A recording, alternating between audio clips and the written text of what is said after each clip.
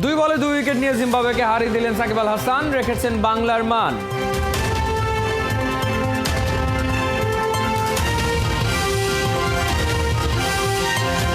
বৈশ্বিক পর্যায়ে সাফল্যের ঝুলি যখন শূন্য, অ্যাথলেটিক্স ফেডারেশনের কর্মকর্তারা নিজেদের পকেট ভারী করতে ব্যস্ত।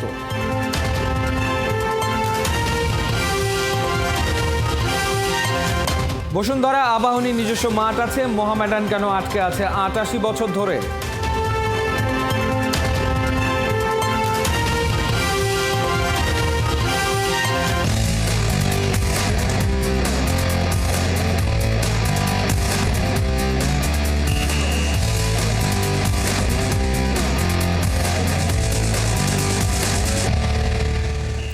স্বাগত খেলা যোগে, আপনাদের সাথে আছি আমি ফাহিম রহমান। শেষ 3 বলে জিম্বাবুয়ের দরকার 7 রান, বোলিংয়ে সাকিব আল হাসান। এমন সমীকরণে মুজারা বানিকে ফেরান সাকিব। এরপর এনগ্রাভাকে বোল্ড করে চতুর্থ টি20তে বাংলাদেশকে 5 রানে জয় এনে দেন এই অলরাউন্ডার। বাংলাদেশের 144 রানের টার্গেটে 138 রানে থামে জিম্বাবুয়ে।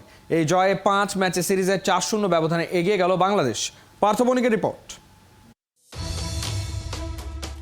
একের পর এক বাউন্ডারি, ছক্কা, তানজিদের ব্যাটিংয়ে জিম্বাবুয়ে দিশেহারা। কিন্তু হঠাৎই একের পর এক উইকেট। হোম অফ ক্রিকেটে টাইগার ব্যাটাররা চোখের পলকেই চেকমেট। মিরপুরে এ যেন ম্যাজিক। হঠাৎ দাপট দেখানো বাংলাদেশ বড় স্কোরের আশা জাগিয়েও এক নিমিষেই শেষ। পরীক্ষা নিরীক্ষার ম্যাচে এদিন বাংলাদেশ টস হেরে পায় ব্যাটিং। বাজে ফর্মে বাদ লিটন দাস, বিশ্রামে মাহমুদুল্লাহ, সাইফুদ্দিন। ওদের জায়গায় একাদশে সাকিব, সৌম্য, মোস্তাফিজ। ম্যাচের শুরুতে শোকে স্তব্ধ গোটা শেরে বাংলা। বিমান বাহিনীর নিহত স্কোয়াড্রন লিডার আসিম জাওয়াদের স্মরণে 1 মিনিটের নীরবতা। গোটা গ্যালারি, বিসিবি সভাপতি দাঁড়িয়ে সম্মান জানান বাংলার বীর সন্তানকে। ম্যাচের শুরুতে এক প্রান্তে বাউন্ডারির বৃষ্টি ছড়াতে থাকেন তানজিদ তামিম, অন্যদিকে সৌম্য কিছুটা ধীর কিছুটা স্থির। তানজিদের ব্যাটে ভর করেই পাওয়ার প্লেতে 57 রান তোলে বাংলাদেশ। নিজের দ্বিতীয় 50-র পথেও ছুটতে থাকেন বেশ। নবম ওভারে তানজিদ তুলে নেন সিরিজের দ্বিতীয় হাফ সেঞ্চুরি। 34 বলে হাকান, একটা ছক্কা, 7টা বাউন্ডারি।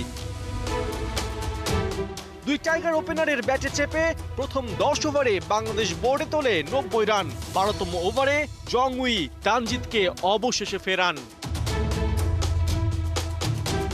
ওই একই ওভারে বিপদ বাড়ান সৌম্য সরকার। 34 বলে 41 রান করে হন লেগ বিফোরের শিকার। এরপর সেই পুরনো চিত্র, আসা যাওয়ার মিছিলে টাইগার ব্যাটাররা মহাব্যস্ত। দুরন্ত ফর্মে থাকা তাওহিদ হৃদয় এদিন ঘোরাতে পারেননি রানের চাকা। 8 বলে 12 রানে ধরেন উল্টো রাস্তা। লম্বা বিরতি শেষে দলে ফেরা সাকিবও অল্পতেই মানেন হার। ব্রায়ান বেনেটের বলে 1 রানে আউট টাইগার অলরাউন্ডার।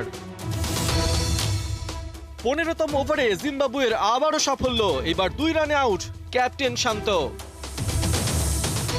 17তম ওভারে এনগ্রাভার আঘাত, জাকের আলী 6 আর তাসকিন বিনা রানে কুপকাত।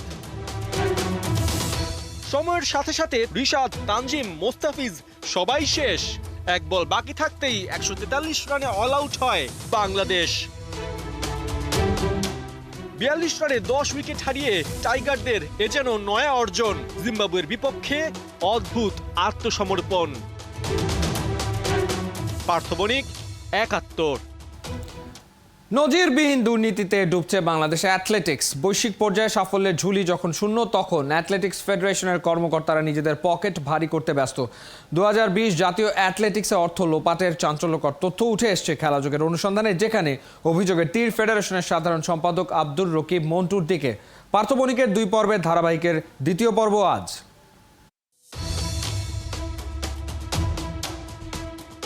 দৌড়, রোদে পুড়ে কিংবা বৃষ্টিতে ভিজে বাংলাদেশ অ্যাথলেটিক্সের ইতিহাস মিশে আছে এই ট্র্যাকের সাথে। কিন্তু ক্রিকেট ফুটবলের রমরমা সময়ে অ্যাথলেটিক্সের খবর কেউ কি রাখে? কোথায় গেল ট্র্যাক অ্যান্ড ফিল্ডে বাংলাদেশের সোনালী দিন? দায়ী কারা আর দায় কোনগুলা? এই আপনি বাইকটা বন্ধ করে আমি আপনার না, আপনি তাহলে আপনার সাথে ক্যামেরা বন্ধ করে কথা বলতে হবে। আচ্ছা, ক্যামেরা ঠিক আছে। না না না, আমি জানি তো ভাই, আমি তো সব কথা বলবো না। অনুসন্ধানে পুরনো ফাইল ঘাঁটতে গিয়ে পাওয়া গেছে 2020 জাতীয় অ্যাথলেটিক্সে হওয়া আর্থিক অনিয়মের চাঞ্চল্যকর সব তথ্য। শূন্যের খেলায় যেখানে টাকার পরিমাণ বদলে গেছে রাতারাতি। বঙ্গবন্ধু জাতীয় স্টেডিয়ামের টার্ফ অনুপযোগী হওয়ায় 4 বছর আগে চট্টগ্রামে অনুষ্ঠিত হয় 43তম জাতীয় অ্যাথলেটিক্স। সেই মিট আয়োজনে 25 লাখ টাকা অনুদান দেন চট্টগ্রামের সাবেক মেয়র আজম নাসির উদ্দিন। সিনথেটিক টার্ফের পরিবর্তে সেবার ঘাসের মাঠে খেলা হলেও মূল খেলা হয়েছিল ওই 25 লাখ টাকা ঘিরে। টুর্নামেন্ট শেষ হতেই যার হিসাব নিয়ে ফেডারেশনে শুরু হয় তোলপাড়। আর্থিক অনিয়মের অভিযোগে স্পটলাইটে আসেন যুগ্ম সাধারণ সম্পাদক ফরিদ খান চৌধুরী ও ট্রেজারার জামাল হোসেন। তবে মূল অভিযোগের কেন্দ্রে ছিলেন ফেডারেশনের সাধারণ সম্পাদক আব্দুর রকিব মন্টু। কম্পিটিশনের জন্য যে খরচগুলো হয়েছিল সেখানে এত টাকা খরচ হয়নি বলে আমাদের অনেকেই মতামত দিয়েছিল সেই সময়। মনে করেন ওখানে ডেকোরেশন করছে, ওখানে 1 লাখ টাকার খরচ করার কথা না, সেখানে 2.5 লাখ টাকার উপর ডেকোরেশন খরচ গেছে। ওই সময় পরিস্থিতি নিয়ন্ত্রণের বাইরে গেলে দুর্নীতি তদন্তে কমিটি গঠন করেন তৎকালীন সভাপতি ASM আলী কবির। টুর্নামেন্টের ব্যয় যাচাই করতে গিয়ে দেখা যায় লক্ষ লক্ষ টাকার বিল দেখানো হয়েছে সাদা কাগজে। তদন্ত কমিটির রিপোর্টে যার পরিমাণ 5,49,000 টাকা। এমনকি প্রতিযোগিতার বিভিন্ন ডিসিপ্লিনের জন্য সরঞ্জাম ক্রয়, খাবার খরচ, ট্রান্সপোর্ট বিল বানানো হয়েছে ডায়েরির পাতা ছিঁড়ে, যেখানে স্বাক্ষর করেছেন স্বয়ং ফেডারেশনের সেক্রেটারি আব্দুর রকিব মন্টু। তাজ্জব ব্যাপার হলো বকশিসের নামে আব্দুর রকিব মন্টু টুর্নামেন্টের বাজেট থেকে খরচ করেছেন 35,000 টাকা। সবচেয়ে বড় বিষয় শুধু গ্রাউন্ডসম্যান কিংবা স্টাফই নয়, সরকারি প্রতিষ্ঠান জাতীয় ক্রীড়া পরিষদের কর্মকর্তাদেরও বকশিস দিয়ে খুশি করেছেন মিস্টার আব্দুর রকিব মন্টু। অবাক করা তথ্য, তদন্ত কমিটি তাদের রিপোর্ট জমা দিলেও তা আজ পর্যন্ত প্রকাশ করা হয়নি। অভিযোগ আছে তৎকালীন সভাপতি আলী কবির বিষয়টি ধামাচাপা দিয়েছেন। এ নিয়ে কথা বলতে প্রমাণসহ খেলাযোগ হাজির হয় অ্যাথলেটিক্স ফেডারেশনে। অনিয়ম এবং তদন্ত রিপোর্ট ধামাচাপা দেবার বিষয়ে জবাব চাওয়া হয় আব্দুর রকিব মন্টুর কাছে। আমি কি বলতে বাধ্য, আমি কি বলতে দেখাতে বাধ্য? মানুষ যখন তদন্ত করতে যায়, যখন প্রথমে বুঝে ফেলে যে না এখানে সামথিং রং, তখন থেমে যায়, কিন্তু তদন্ত কমিটি থেমে যায়। আপনাকে জানতে হবে যে এই লোকটা কোথায় থেকে আসলো, মানে যে ফকিরের ছেলে এসে আজকে ধনী হয়েছে, এখান থেকে আমি সংসার চালাই, এরকম আপনাদের একটা ভাবনা চলে আসছে। তদন্ত রিপোর্টে আর্থিক দুর্নীতির বড় একটা জায়গা ছিল জার্সি ক্রয়। মিট উপলক্ষে 45 পিস জার্সি কেনা হয় 135 টাকা দরে। মোট মূল্য হবার কথা 6,075 টাকা। কিন্তু সাধারণ সম্পাদকের সাইনকৃত ভাউচারে অতিরিক্ত একটা শূন্য যোগ করে সেটাকে বানানো হয় 60,750, অর্থাৎ এক ভাউচারেই হওয়া 54,000 টাকা। কিভাবে হলো এই অনিয়ম, সেই প্রশ্নে মন্টু শুধু দায় অস্বীকারই করেননি, উল্টো তদন্ত কমিটিকেই কাঠগড়ায় দাঁড় করিয়েছেন। ভালো কথা, এটা করেছেন ওনারা। এই যে তদন্ত কমিটি ছিলেন, এটা নিয়ে আমার ট্রেজারার এখানে কথা বলেছে যে আপনি নিয়ে টেম্পারিং করেন, যে হিসাবটা করলেন, এটা তো আমার ভাউচার না। ওনারা তো করেছিলেন যে ফাইন্যান্সিয়াল কারাপশন দেখায় মন্টুর এগেনস্টে আনতে পারেন নাই। এখানেই শেষ নয়, চট্টগ্রাম মিট পরিচালনায় 23টি উপকমিটি গঠন করা হলেও বেশিরভাগকেই কোনো দায়িত্ব দেওয়া হয়নি। আর্থিক অনিয়মের পথ সুগম করতে অর্থ খরচ করা হয়েছে কমিটিগুলোকে না জানিয়ে। উদাহরণস্বরূপ বলা যায় প্রচার ও প্রকাশনা উপকমিটির কথা, যার দায়িত্ব ছিল magazine, banner, festoon, invitation card, certificate তৈরি। অথচ ওই খাতে 78,900 টাকা খরচ করা হলেও ভাউচারে প্রকাশনা কমিটির কোনো সদস্যের স্বাক্ষর নেই। স্বাক্ষর আছে কমন একজনের, তিনি সাধারণ সম্পাদক আব্দুর রকিব মন্টু। এ বিষয়ে কথা বলতে গেলে উত্তর নয়, খেলাযোগকে রীতিমতো হুমকি দিয়েছেন ফেডারেশনের প্রভাবশালী এই কর্তা। আপনি বারবার কিন্তু আমাকে হিট করছেন এবং এমন কিছু কথা বলছেন যেটা আমার ধারে কাছে যায় না। এমন আমি কিন্তু অনেক রিচ ক্লায়েন্ট আমার আছে, তবে যদি কোনো জায়গায় ভেগ হয় আমি আপনারা বলবো, আমি প্রেস কাউন্সিলে যাব। যদি নেক্সট আমি এর আগে অনেকটা ছাড় দিছি। সাদা কাগজের ভাউচার, ডায়েরির পাতা, ভুয়া বিল, হিসাব করে দেখা যায় প্রায় 79,235 টাকার হদিসই নাই। এতেই আন্দাজ করা যায় লুটপাটের প্রকৃত অঙ্ক কত বড়। শাস্তি থেকে বাঁচতে পরবর্তীতে ওই 79,000 টাকা শোধ করা হলেও অনিয়ম লুকোনো যায়নি। চট্টগ্রামে প্রায় 5 থেকে 6 লক্ষ টাকা অপচয়ের আভাস দেয় তদন্ত কমিটি। পার্থ বণিক, ৭১, ঢাকা। বাংলার ক্যাপ্টেন জামাল অন্যায়ের প্রতিবাদ করলেন কামাল। আর্জেন্টাইন ক্লাব সোলদা মায়ো থেকে ১,৯০,০০,০০০ টাকার ক্ষতিপূরণ পাচ্ছেন জামাল। ধুমধাম করে গেল বছর আর্জেন্টিনার ক্লাবে খেলতে গিয়েছিলেন তিনি, কিন্তু 7 মাস পেরিয়ে গেলেও পারিশ্রমিকের 1টি টাকাও দেয়নি মেসির দেশের ক্লাবটি। বাধ্য হয়ে চুক্তি ভঙ্গ করে দেশে ফিরে ঢাকা আবাহনীতে নাম লেখান এই ফুটবলার। আর আইনজীবীর মারফত ফিফার কাছে নিজের পাওনা চেয়ে মামলা দেন ঠুকে। এবার সেই মামলার রায় এলো জামালের পক্ষে। বেতন ও ক্ষতিপূরণের পরিমাণ $৭১,০০০।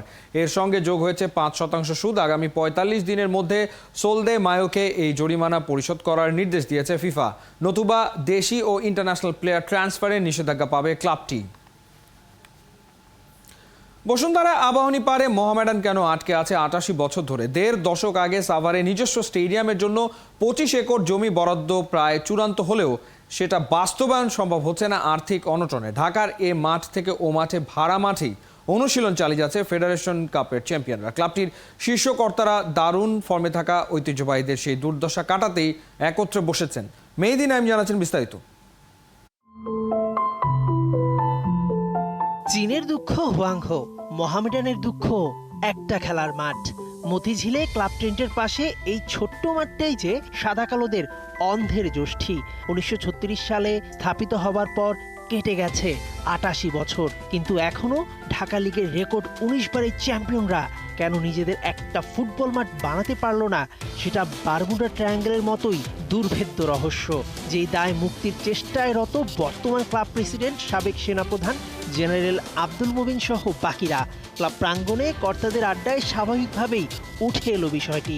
মাঠের ব্যাপারে কথা হয়েছে, বাট যেহেতু যেটা বললাম যে প্রায়োরিটাইজ যদি করি, প্রতি সিজনে টিম গঠন করতে হবে, টিম নামাতে হবে। ওখানে কিন্তু আই ক্যানট কম্প্রোমাইজ যে ঠিক আছে আমরা এই বছর টিম গঠন করলাম না, এই বছর টাকাটা এখানে ব্যয় করছি না, মোহামেডান এই সিজনে খেলবে না, সব বিশ্রামে চলে গেলাম। টাকাটা আমরা করবো কি, মাঠ জোগাড় করবো, মাঠকে তৈরি করবো, মাঠ অ্যারেঞ্জ করতে যা যা লাগে সেই খরচ এখানে করবো। কিন্তু সম্ভব না টিম মাঠে প্রতি সিজনে প্রতি টুর্নামেন্টে নামাতে গিয়ে বাকি অন্য কিছু করা সম্ভব হচ্ছে না। বাট এটা আমাদের এজেন্ডায় আছে, মাইন্ডে আছে, বহুবার কথা হয়েছে। অথচ 2018 সালে বিপিএলে ওঠার 4 বছরের মাথায় ফিফা স্ট্যান্ডার্ড স্টেডিয়াম গড়ে চমকে দিয়েছে বসুন্ধরা কিংস। মোহামেডানের চিরপ্রতিদ্বন্দ্বী আবাহনীও সেই পথে হাঁটছে। আর মোহামেডান এ মাঠ থেকে ও মাঠে 5 দশক ধরে ঘুরে বেড়াচ্ছে, যেটাতে স্বাভাবিকভাবেই বিঘ্ন ঘটছে নিবিড় মনোযোগ। সঙ্গে শেষ হচ্ছে পকেটের টাকাও। 2007 সালে তত্ত্বাবধায়ক সরকারের সময় সাভারে মোহামেডানের স্টেডিয়াম গড়তে 25 একর জমি বরাদ্দ প্রায় চূড়ান্ত হয়েছিল। সেটা পেলে নিশ্চিতভাবেই লাভ হবে সাদা কালোদের। জায়গাও আছে, সে জায়গার মধ্যে আবার কিছু ঝামেলা আছে, মানে দালালি সমস্যা আছে, সেগুলি ঠিক করতে হবে। ঠিক করতে পারলে will have a field, not only field, will have a proper hostel for the players. বছর দেড়েক আগে আমরা একটা ছোট্ট কমিটি করে এটাকে স্টাডি করেছিলাম যে আমরা এটা লোকাল রিসোর্স দিয়ে করবো নাকি ওভারসিজ থেকে কাউকে আনবো। তো ফাইনালি সকলে একমত হচ্ছে যে না, দেশের ভিতরে যারা রিসোর্স আছে তাদের দ্বারা এটা করা সম্ভব হবে।